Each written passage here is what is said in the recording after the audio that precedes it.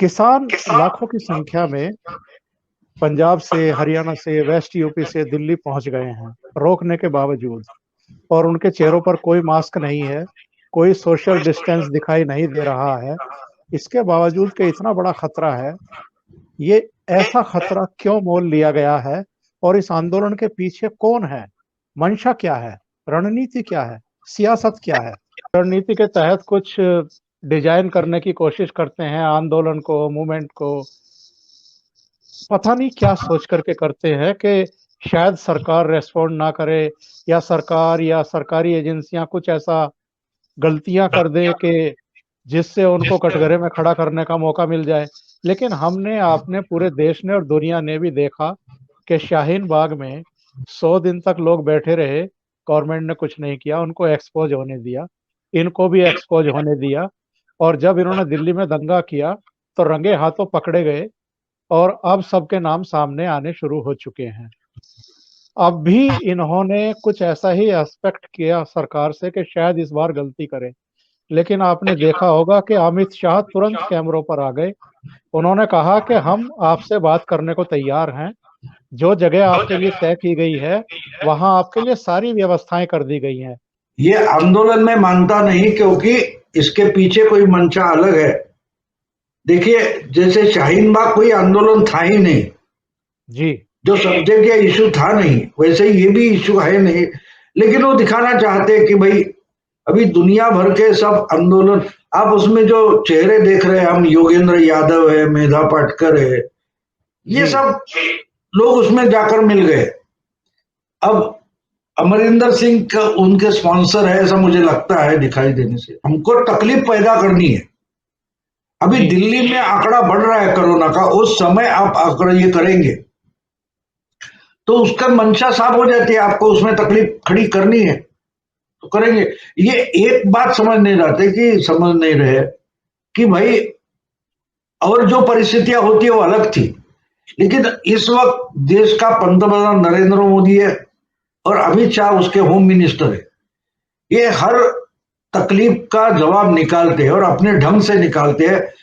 कम से कम कानून तोड़ा जाए इस ढंग से निकालते, तो इस पर भी जवाब निकाला जाएगा।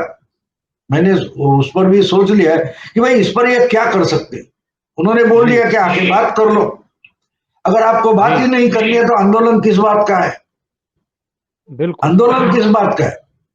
आंदोलन जब आप करते हो, आप कुछ मांगे रखते हो, तो उसके बारे में चर्चा होती है।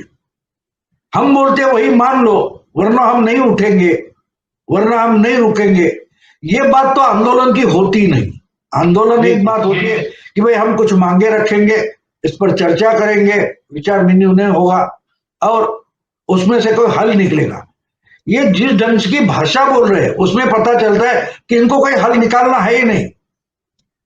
आम आदमी को तकलीफ पैदा करने, जैसे शाहीन बाग में उस इलाके में रहने वाले 4-6 लाख लोग थे, उनके लिए तकलीफ खड़ी करनी थी। ये जो आए हैं वो कर रहे हैं, वो तो चेहरे हमको समझ में नहीं आते, लेकिन उनमें जो कुछ लोग दिखाई दे रहे उनको तो तकलीफ पैदा करनी है। हाँ, लेकिन जो और गवर्नमेंट होती थी तो बात अलग थी। इस वक्त होम मिनिस्टर बैठा है, इस वक्त प्राइम मिनिस्टर बैठे, वो अलग किस्म के लोग हैं, अलग मोल्ड के हैं।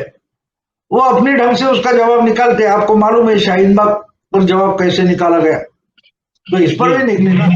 थोड़ी तकलीफ लोगों को होगी, क्योंकि हमने डेमोक्रेसी लिए। सोचिए कि इसी ढंग से ये आंदोलन अगर मुंबई में होता तो मुंबई का कमिश्नर कैसे बर्ताव करता? बिल्कुल बिल्कुल।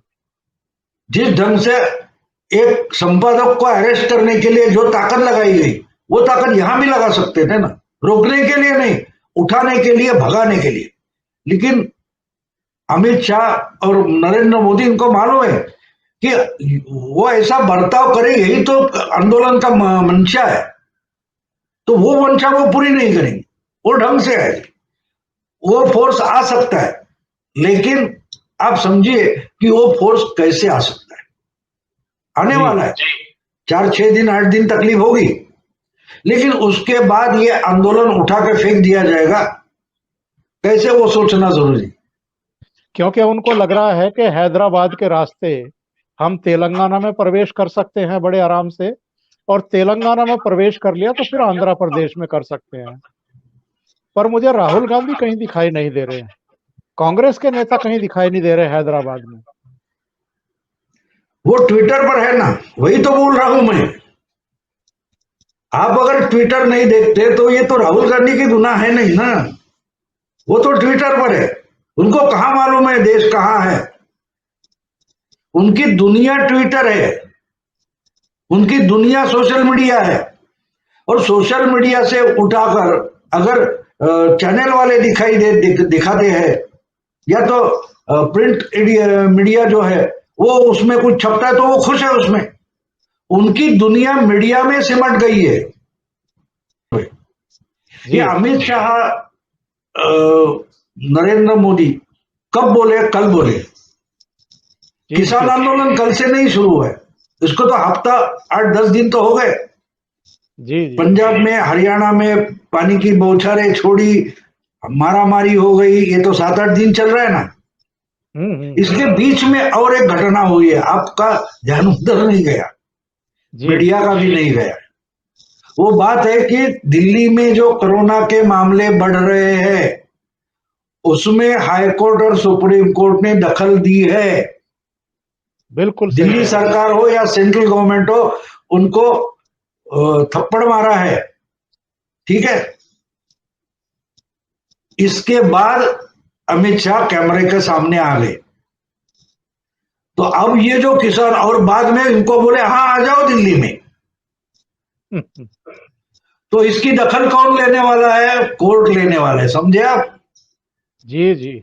इनको उठाओ हटाओ ये ऑर्डर कौन देगा? गवर्नमेंट नहीं देगा भाई, हमको तो कोर्ट ने बोला है, समझे आप?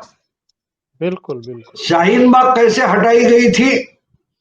कोरोना का लॉकडाउन निकला और कोर्ट ने पास किया, इनको उठा के फेंक दो, याद है आपको? कोर्ट ने जब बोला है, हमने नहीं किया है, हम किसानों के खिलाफ बिल्कुल नहीं है, कोर्ट बोल रही है, समझा?